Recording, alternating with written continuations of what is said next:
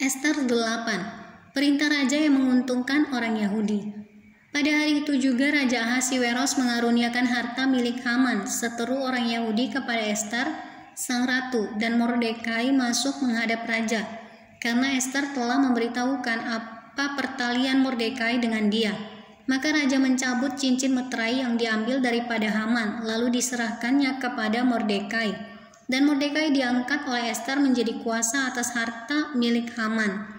Kemudian Ester berkata lagi kepada raja sambil sujud pada kakinya dan menangis memohon karunia-Nya, supaya dibatalkannya maksud jahat Haman, orang Agag itu, serta rancangan yang sudah dibuatnya terhadap orang Yahudi. Maka raja mengulurkan tongkat emas kepada Ester, lalu bangkitlah Ester dan berdiri di hadapan raja, serta sembahnya, jikalau baik pada pemandangan raja dan jikalau hamba mendapat kasih raja, dan hal ini kiranya dipandang benar oleh raja dan raja berkenan kepada hamba, maka hendaklah dikeluarkan surat titah untuk menarik kembali surat-surat yang berisi rancangan Haman bin Hamedata orang Agag itu, yang ditulisnya untuk membinasakan orang Yahudi di dalam semua daerah kerajaan. Karena bagaimana hamba dapat melihat malapetaka yang menimpa bangsa hamba, dan bagaimana hamba dapat melihat kebinasaan sanak saudara hamba. Maka jawab Raja Ahasiweros kepada Ester sang ratu serta kepada Mordekai orang Yahudi itu, harta milik Haman telah kukaruniakan kepada Ester, dan Haman sendiri telah disulakan pada tiang karena ia sudah mengacungkan tangannya kepada orang Yahudi. Tuliskanlah atas nama raja apa yang kamu pandang baik tentang orang Yahudi, dan meteraikanlah surat itu dengan cincin meterai raja. Karena surat yang dituliskan atas nama raja dan dimeteraikan dengan cincin meterai raja tidak dapat ditarik kembali. Pada waktu itu juga dipanggillah para panitera raja dalam bulan yang ketiga, yakni bulan Siwan, pada tanggal 23, dan sesuai dengan segala yang diperintahkan Mordekai, ditulislah surat kepada orang Yahudi dan kepada para wakil pemerintah, para bupati dan para pembesar daerah, dari India sampai ke Ethiopia, 127 daerah, kepada tiap-tiap daerah menurut tulisannya, dan kepada tiap-tiap bangsa menurut bahasanya, dan juga kepada orang Yahudi menurut tulisan dan bahasanya.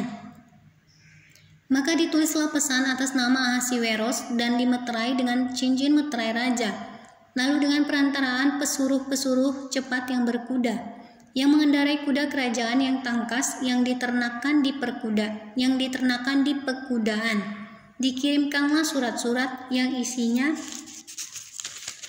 raja mengizinkan orang Yahudi di tiap-tiap kota untuk berkumpul dan mempertahankan nyawanya, serta membunuh atau membinasakan segala tentara, bahkan anak-anak dan perempuan-perempuan dari bangsa dan daerah yang hendak menyerang mereka, dan untuk merampas harta miliknya.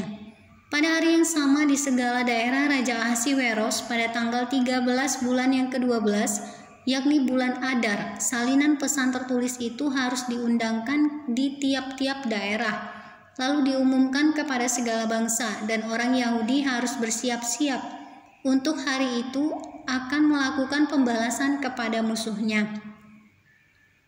Maka dengan terburu-buru dan tergesa-gesa berangkatlah pesuruh-pesuruh cepat yang mengendarai kuda kerajaan yang tangkas itu atas titah raja, dan undang-undang itu dikeluarkan di dalam benteng Susan.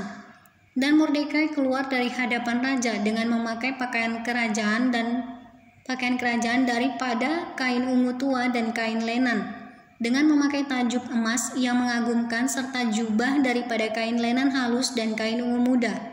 Maka kota Susan pun bertempik soraklah dan bersukaria. Orang Yahudi telah beroleh kelapangan hati dan sukacita, kegirangan dan kehormatan. Demikian juga di tiap-tiap daerah dan di tiap-tiap kota, di tempat manapun titah dan undang-undang raja telah sampai. Ada sukacita dan kegirangan di antara orang Yahudi, dan perjamuan serta hari gembira, dan lagi banyak dari antara rakyat negeri itu masuk Yahudi, karena mereka ditimpa ketakutan kepada orang Yahudi.